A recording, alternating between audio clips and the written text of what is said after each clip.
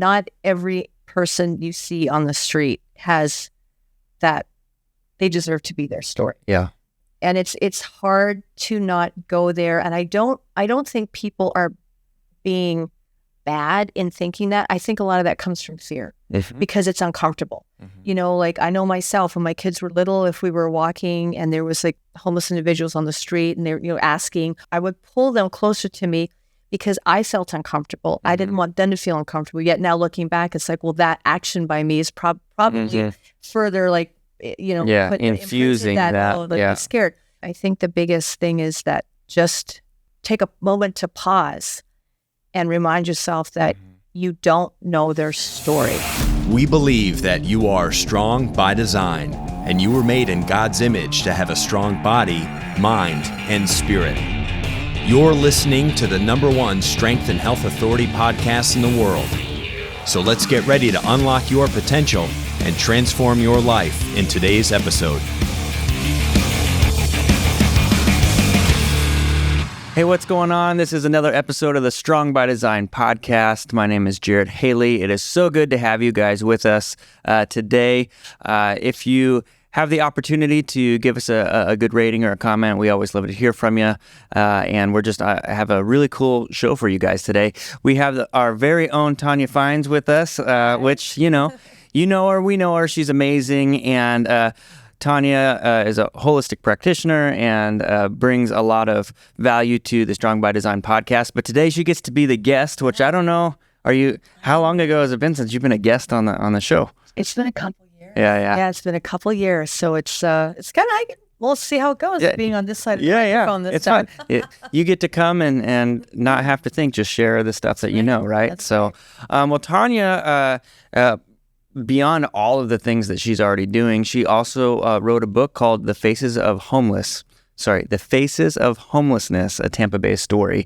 And so I'm really looking forward to just hearing a little bit more behind the inspiration behind why you wanted to write this book in the first place. What is in it? What do you hope to accomplish with it? And we'll kind of go through a lot of that stuff throughout. But homelessness is a big deal, not just in the Tampa Bay area. Right. I came from Denver, Colorado, and it's becoming more and more of an issue there as well. It depends on your perspective of issue, right? Right. We'll talk about that probably some today, but I'm obviously in California. I know that there's people that are actually moving out of California because of the fear of that homelessness culture and things along those lines. And so I'm really interested to hear your perspective, hear all about why you decided to write this book. And really, for me, it's always one of those things where I'm thinking, well, what do I do with this information, right? Like, we can talk about it all day long, but what do you do? And I know for instance, we've all driven down the road, right? And we've all seen that guy on the side of the road. He's holding the sign, and we start to have our own judgments or our, whatever. We react to it in one way or another. Right. My wife, who she's very sensitive to others' emotions. She's sensitive to what's going on. She's very prayerful about it too. But she's always ready to give to the person. And there's good and there's bad in that, right? Yeah. And so again, I'm going to let you be the expert on all of this. I'm just kind of bringing up all of the emotions that come with it. I know me personally, I'm always like, is that hurting more than it's helping? There's a good book out there, When Helping Hurts. Yes. It's not speaking specifically, I think, to homelessness, but it is speaking to, enabling people in other countries and things along those lines. So maybe I'll just kick it off to you, and I'll just open it up to what's the inspiration behind the Faces of Homelessness, and I'll let you kick it off. So this is what it looks like in case you guys are. We'll make sure to link it below so that you guys can make sure to get your copy. Great. Well, thank you for having me. You're welcome. The reason, I guess it's something since I was very young, just always was in my mind, like these questions and the fears with, when you are walking down the street or you're sitting at a light or a stop sign and someone that is homeless is approaching your car or approaching you to ask for something, wanting something. it's uncomfortable. Yeah. It's awkward. And since I was very small, or quite young anyways, I used to think like that was somebody's little boy or little girl. Like that was a baby that was born. I've had that same thought. Came home from the hospital with someone. And what happened? What happened from there to now? Like, what's the story? How did they end up here? And there's a lot of stories, and not all, there are some very sad, tragic stories, and there are some stories that the choices got them there. So it's a big pot of stuff and stories.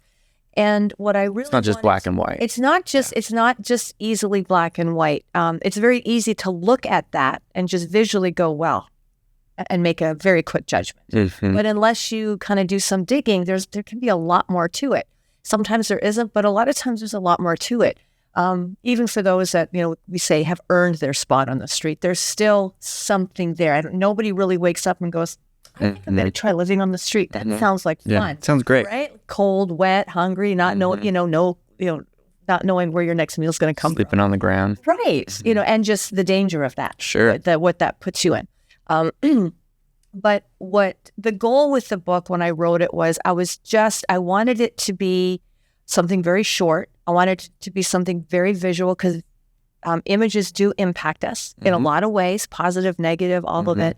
I wanted it to impact, and I wanted it to just sit on people's coffee tables to maybe start a conversation to how can we maybe change some of those stigmas that are really so tightly bound to homelessness when we see it, when we hear about it, because I don't believe that everybody thinks these are bad people, they've done bad things, but I think it's very easy to brush it off as well, because you feel uncomfortable. It's an uncomfortable topic. Yeah.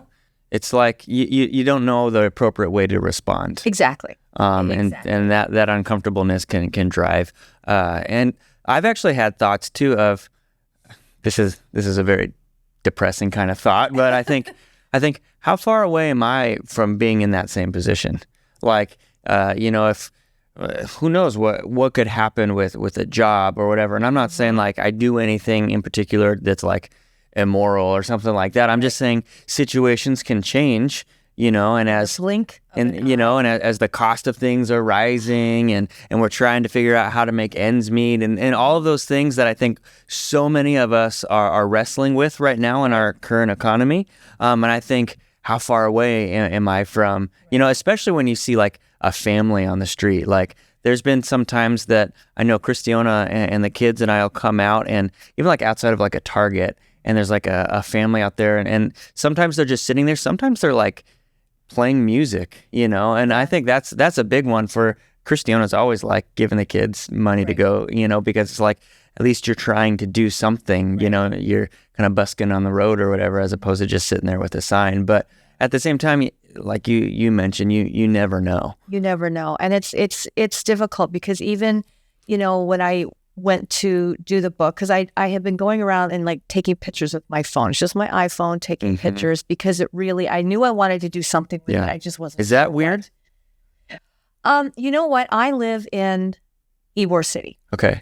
So and I live like right in Ybor City. So there is a lot of it around me, like on the sidewalk out front of my house. I can't go anywhere in any direction for half a block that there are not people either sleeping on the street or there's a lot of homelessness. Yeah. So I had it when I moved into Ybor. I guess I've been down in South Tampa now 2 years. When I came into that area, it was so in my face every day that it actually, it didn't. I wasn't like going up and saying like, I'm going to take your picture. It was just very casual, like walking by and just snapping pictures because I was like, the visual is so strong. It's so strong. And I knew I wanted to do something. I do a lot of volunteer work.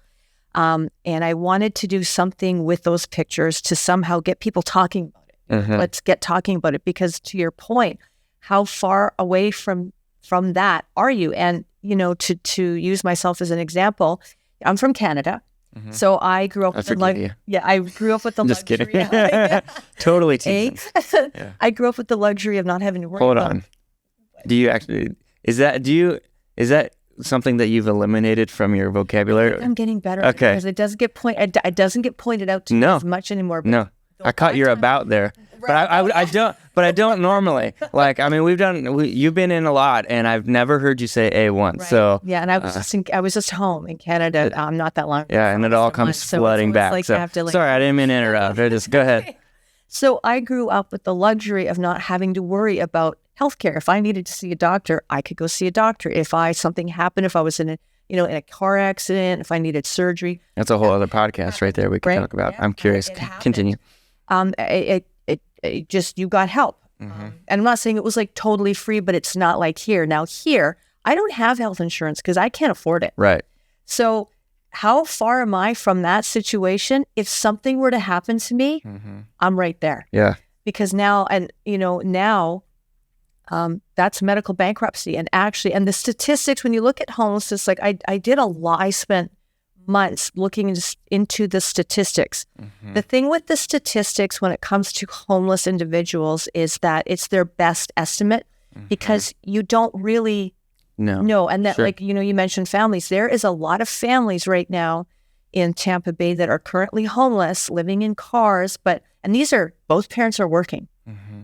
Kids are going to school, but they're living in a car because they can't afford the rent. They can't afford all of it, but they are scared to reach out for help because they don't want to lose their children. These aren't bad parents. These aren't neglectful parents, but they're being very private and hiding with the fear that if they do go somewhere and ask for help or try to get resources, that social services will come in, and they're afraid they're going to lose their kids. So when looking at statistics, it's a little difficult to get exact, but there is a certain percentage of these people on the street that are there because of medical bankruptcy, or we have veterans who have, PTSD, they have, mental health issues or other medical issues, and this is where they are. Sure. And then there's the reality too, that there are those out there that are making bad choices, and they it's like the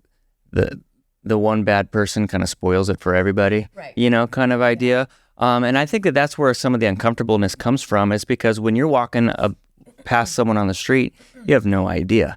You don't know their story. And it's like, especially if like I'm with my family, I'm not like, hey, let's see this person's story. It's more like, hey, we got to make sure that we're okay, that we're safe, and we're getting where we need to get to. Right. People, because that isn't a safe thing. Right. And that was one thing that friends and family were like, yeah.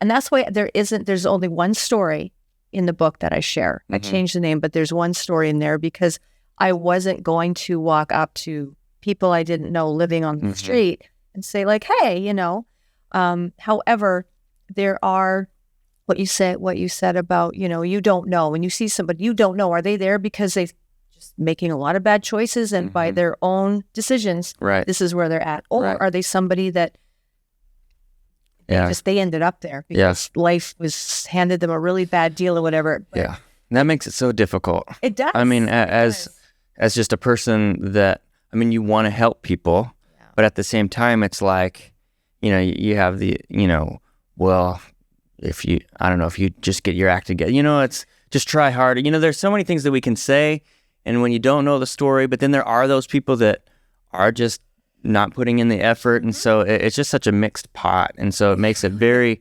very confusing very quickly, I think. It really is, and I think unless you're one of these individuals that works in these, like we've got Metropolitan Ministries, Dawning Family Services, wonderful organization, and many more in Tampa. Unless you're working with them and actually you have that contact with people, that's really the only way who is it that is really in need and just needs that support. Like, because sometimes somebody just needs some support, and they need to know that they will be able to get out of it. They need to see some kind of light. Okay, we can get you, into affordable housing. Within 30 days. Now, here's the deal. We can get you into affordable housing, but you also need to maintain this job at Walmart. You're going to be working at Walmart. Like, and these are the ones when these people are showing up and going, okay, we are seeing some success, but just to walk down the street, you don't know. Yeah. Now, living in Ybor, because I'm always walking around, I've gotten to, I'll say no, but I'm familiar with a certain number of them. Who's around? And some of them I know their names. A lot of them I don't. And there are individuals that I don't usually give money because I usually don't walk around with money because of where I live. I live in not a great neighborhood, so I don't usually walk around. I mean, we don't usually have cash anyway either. So when Christiana pulls it out, I'm like, where is this cash coming from anyway? Right? But I've often bought breakfast or bought a meal. Yes. And what's really great, like in Ybor, because it is fairly prevalent, because it's if you've ever been to Ybor, it's like a little tiny Bourbon Street in the middle of Tampa. So it's a great place. It's a lot of fun. There's a lot going on. But the merchants and the cafe, like people that have the cafes and the restaurants, because they're aware of it, the rules, I guess, or the deal is just like, I will go in and be like, can I get grilled cheese and fries? And just take it and sit outside, because usually there's tables out on the sidewalk and stuff. So there are a few that once in a while I'll do that with, and then there are others that I just have learned that you don't give money, you don't help. This is a very different situation. And just don't approach them at all. I remember in college, there was a guy sitting out. We were on a soccer road trip, and there's a guy sitting out at McDonald's, and someone on the team bought him food, because he was sitting out there asking for cash or whatever. And they brought him food, and he got mad. Yeah. And he was like, I don't want this. I was like, well, and so I think some of those situations that we've had with people, I think taint us. Absolutely. And so then we start painting the picture that everybody's that way. Absolutely. And again, we'll talk, I think, a little bit later about, what is my responsibility, or what is something practical that I can do that is actually going to help. I know you already mentioned it a little bit. Your book is mostly pictures. Yes. And so you said you're walking around, you're taking these pictures. But then I know that you, obviously the visual is important to you, but you could have had a section of pictures and then it's just been a written book. But really most of the book is pictures. Yes. Can you explain a little bit, why was that your approach? Is it just because you wanted the imagery out there? I'm very visual, so that the images are what strike me, and the images are what make me want to ask more questions and find out. So I just felt that was maybe the biggest impact. I wasn't really confident that people would want to read a book, read a big book all about when it comes to homelessness, there's all kinds of, there's fundraisers, we've got organizations, there's food banks, there's all sorts of pockets all over Hillsborough County that alert you to the fact that this is a crisis, this is a situation, and you can help. And I think that's great. I wanted to put something in front of people that might make them go, whoa. Yeah. Wow. Yeah.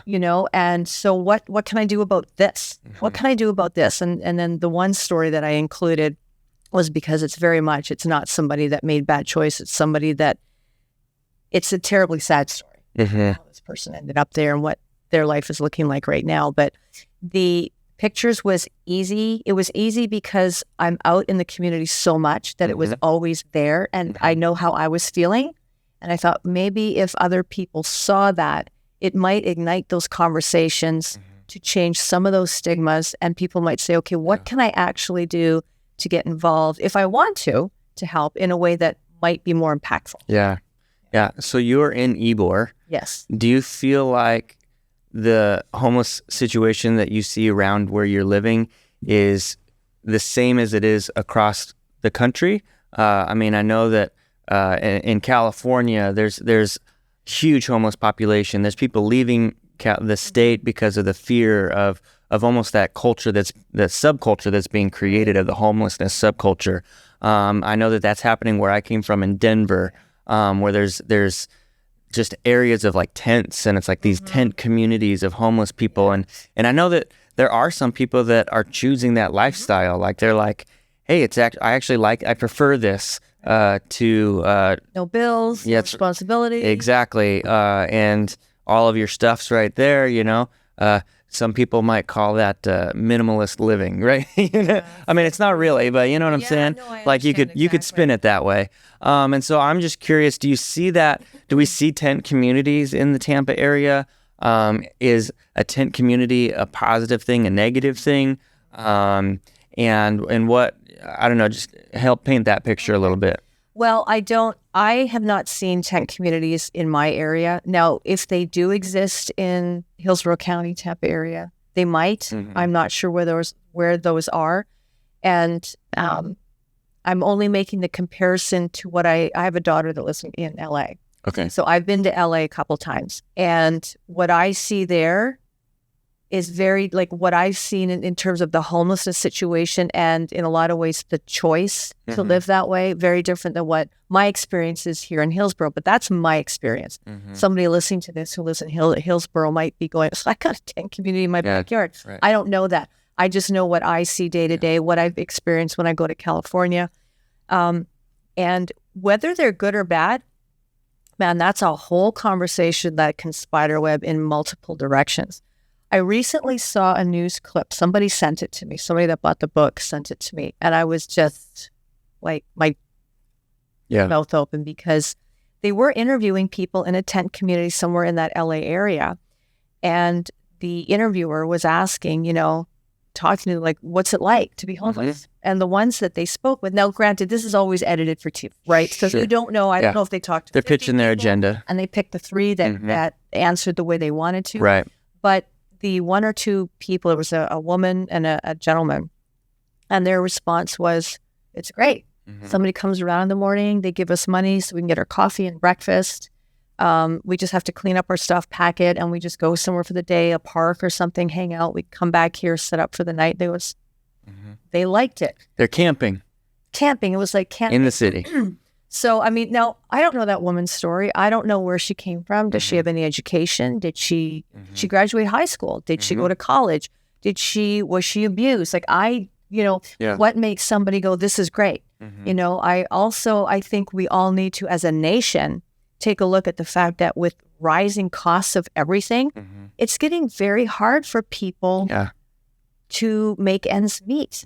Like when I did a podcast for the show, I interviewed Tammy from Dawning Family Services, and when she was talking about like families, two parents working, living in a car, I'm like, wow, that's something that really does need to be addressed. Yeah, I mean, it's crazy. I know. I mean, even just for us, like, Christiana's working part-time, but it's something that she has to be working, right? And it's a completely different landscape than it was even 20 years ago. And I think, we need a little bit more space because we have our 4 kids, so obviously if you only need like a 1-bedroom apartment or something because you're single, that cost is going to be a little bit less. But sometimes I think, man, I don't know how I would make it on my own, or if one of the spouses, if they pass away or something like that, like, or somebody gets sick. Yeah, how do you make ends meet? I just see that as being quickly more. It's a lot more challenging even now than it was, I would say, 5 years ago. Right, and to that, I would say to people listening that are wondering, I would again, because this is like when I was thinking of doing this, I asked myself the question, if I were to get sick where I actually needed medical attention, or if I was in a car accident, what would that do to my situation? Well, I wouldn't be able to pay my rent anymore. Now I have family and friends that people would not let me fall through the cracks. Right. But the reality is that I would lose where I'm living. I would not be able to live there. I don't have health insurance because that's too expensive. Now, when you end up in a hospital and need medical care, you're going to have medical bills that you have to pay. At some point, they're just going to keep sending invoices and bills for the rest of your life. And then if you don't manage to pay those up until the time of your death, somebody else they're going to find somebody else in your family say, you owe this money. Then you're carrying that burden with you into everything that you do. I would say to people, just ask yourself in your situation right now, whether you're married with children, single, whatever your current situation is, if you have a place to live and you have a vehicle, and have a job, if your life is normal, we'll say normal, whatever that looks like, if something very big were to happen, medical, an accident, a child getting ill, losing a spouse, how dramatically in today's day and age would that change your situation? And could you continue to manage? Right. Just ask. And there's probably a lot of people that'd be like, yep, I could manage. I'd have to downsize. We'd probably get a smaller place. But we'd be okay. Yeah. But I'm willing to bet that there's a percentage of our listeners going, yeah, it'd be tough. It'd be tough. It'd be tough. You know, you might have to live with mom and dad again, or you know, like. Yeah, I mean, we moved across the state, so it's like we don't have like the family support system right there, and so it's different, you know.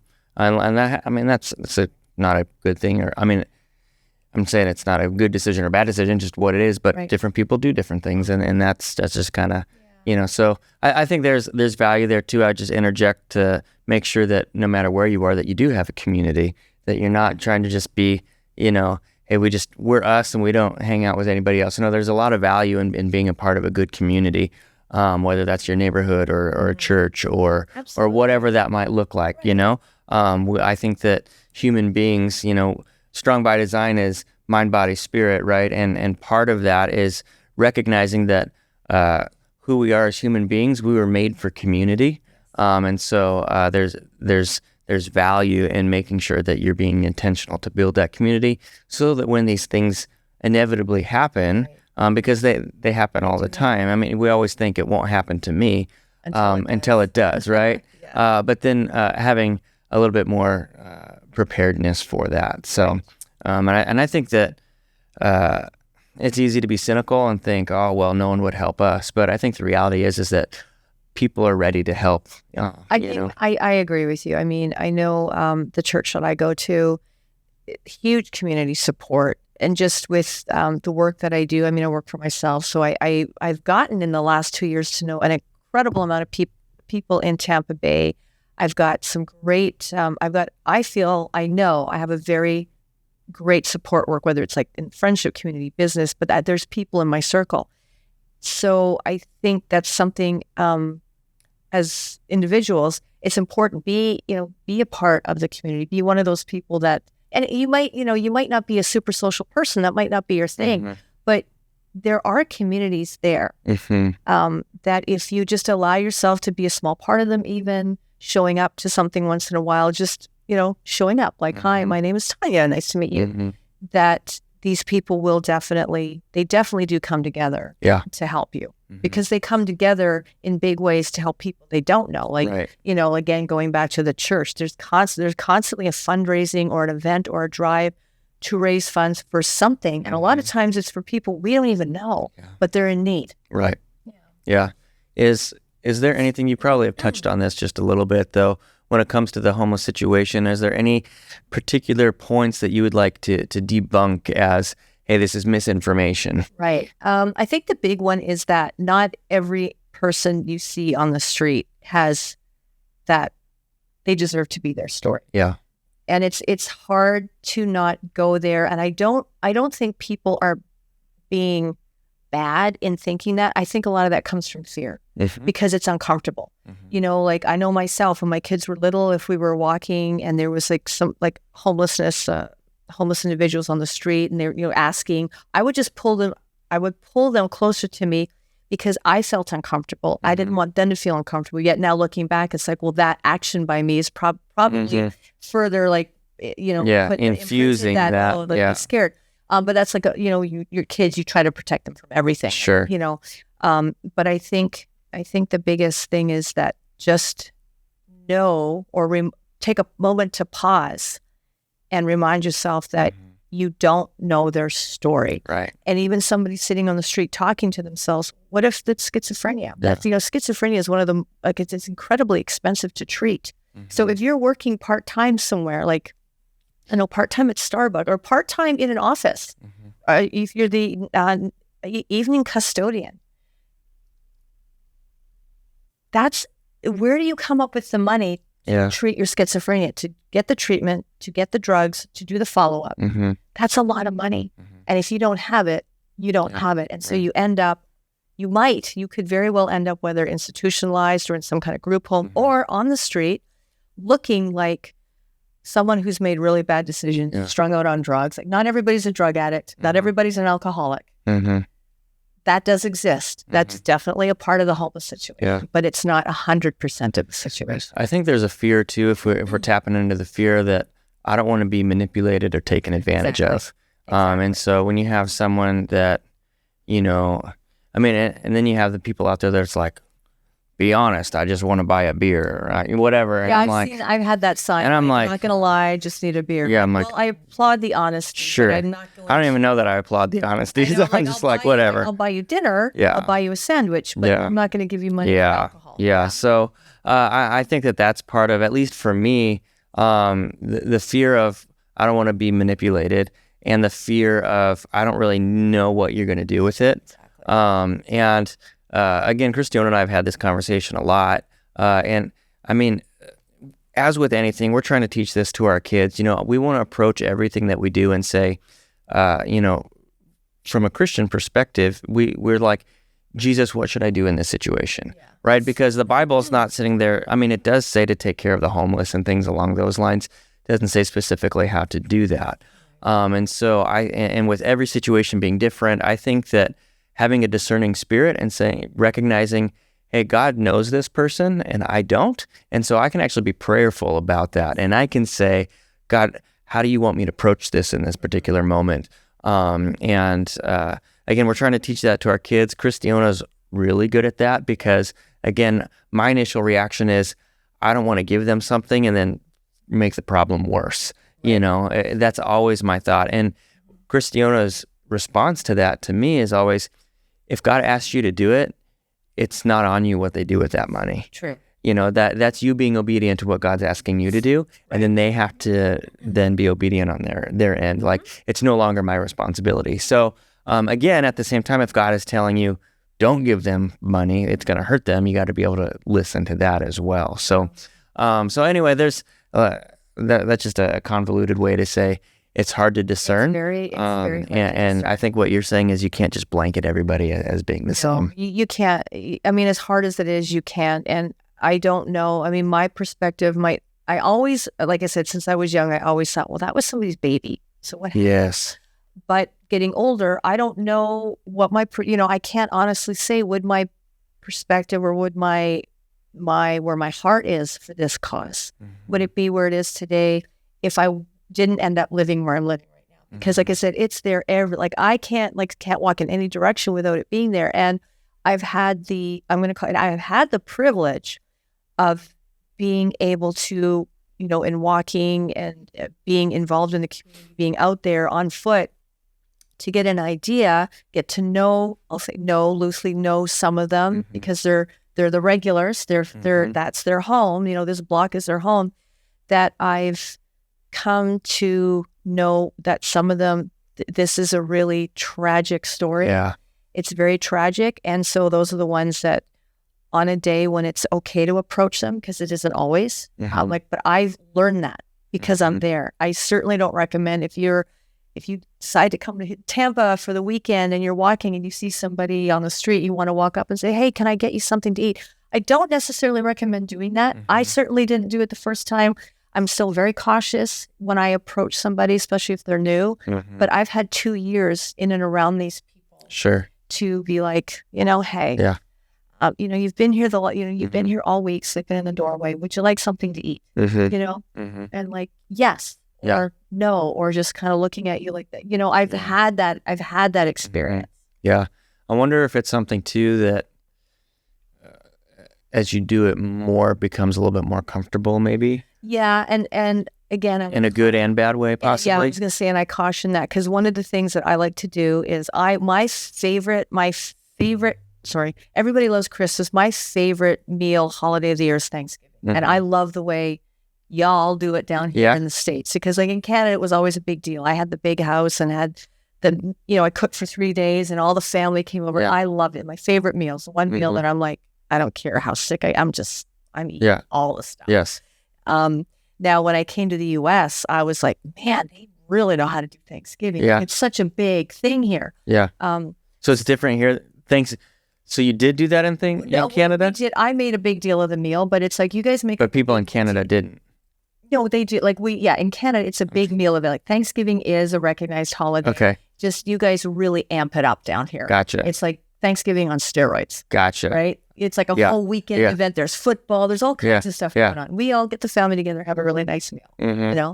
Yeah. But when I came to the U.S., I was like, wow, okay, I love this. So now I'm making the big meal, but now it's like it's like a whole weekend event, and my 3 kids are all grown, so I don't always have them for the holidays, but I still make way more food than I need, because one of my things is I like to do up the little. I'll go to the dollar store and get a bunch of little Tupperware dishes, and I put together Thanksgiving meals, and then I'll go and hand them out. Yep. Now I've got people in my life that are not happy that I do that, because they're like, and I think, I do remind myself to be a little careful, because I'll give a Thanksgiving meal to anybody. And I have to remind myself, because I've been here as long as I have and I've gotten comfortable in that environment, I still need to be smart. Sure. Because it isn't always safe. Sure. Is it something that you could bring people with you to do that so that you're not alone? Yeah, I could. I'm just throwing it out there. I bet you could find a couple of people that would be happy to tag along for a day. Yeah. Just as a precautionary. I would give you a little bit of advice on that, I guess. Yeah. And I know, so that's a way that you have approached that. Are there other practical things that people can be doing to be able to say, man, I see it, I don't know what to do? Tonya's got an answer for me. Right. Okay. Well, there's a couple things you can do. If it is a cause that you feel called to help in some way, my number one suggestion is, go get on the internet and find what groups are in your area. Like Hillsborough County has, like I said, there's quite a few. There's Metropolitan Ministries, there's Dawning Family Services. We have the Trinity Cafe, always looking for volunteers. There's a lot of different ways you can get involved. Now, it doesn't mean you have to, like some people say, well, I don't, I'm trying to feed myself, I don't have money. Well, if you want to give money, you can give money. Everybody's always open to donation. And they're doing good things with it. And you can check on the internet. Like I've mentioned some in the book, I've mentioned ones that I are familiar with, that I know the money's going to good use. It's not going to pay salaries of people on a board, where it's actually going into the cause. Yeah. There's also your time. Volunteering at the Trinity Cafe, or another, we grew up calling them soup kitchens, but you go into these kitchens, they're always looking for volunteers, especially around the holidays. There's that. So you can get involved, really going to these organizations and saying, what do you need? Maybe it's clothing. I'm going to Dawning Family Services in about a week or so. I've got bags of, when if you travel a lot and you get the little soaps and the shampoos and the toothpaste and all that stuff at hotels and things like that. Yeah. I have a bunch of them, and a friend of mine, a very good friend of mine, who's a travel agent of sorts. She came over one day, she's got bags of this stuff. She goes, can you use this? I'm like, I know exactly what to do with this. So, clothing, donations of items, specifically hygienic items, soap, shampoos, things like that. And just call them and say, look, I'm interested in helping. How can I best support your organization right now? Because sometimes they don't need as much clothes as they need something else, or they don't, it goes in waves. Right. I think there's value too in researching and finding organizations that are not just helping provide the immediate needs, but also helping with the long-term needs. Support. Yeah. And what that looks like. And I think that there are people that have been trained and they're professionals and they're in it, and they have a better system.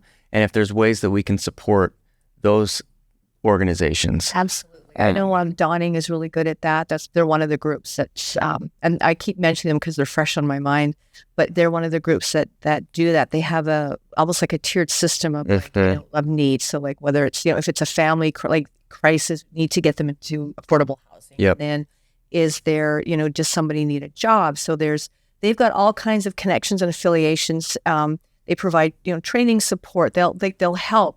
Because the goal, that's the thing, their goal is to get you so that you are able to sustain life without that. It's to get you so that you're good. Yeah. You can manage things. Yeah. Without the constant need. And that's the ultimate goal. Yeah. And that's hard because, our system is set up almost for you to fail.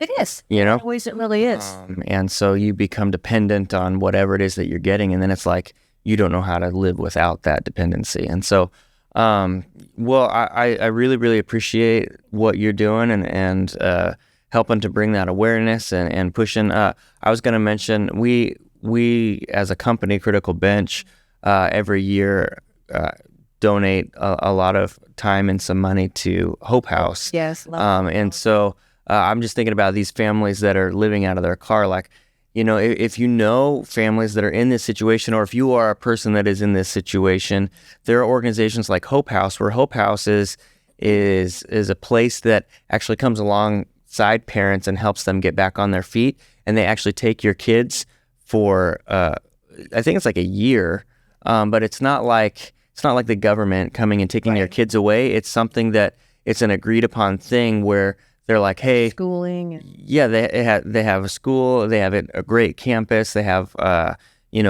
great living situation in it, and it's a place where structure and parents can figure stuff out and then bring their kids back into a healthy situation. So I know that there's lots of places like that out there as well. There is.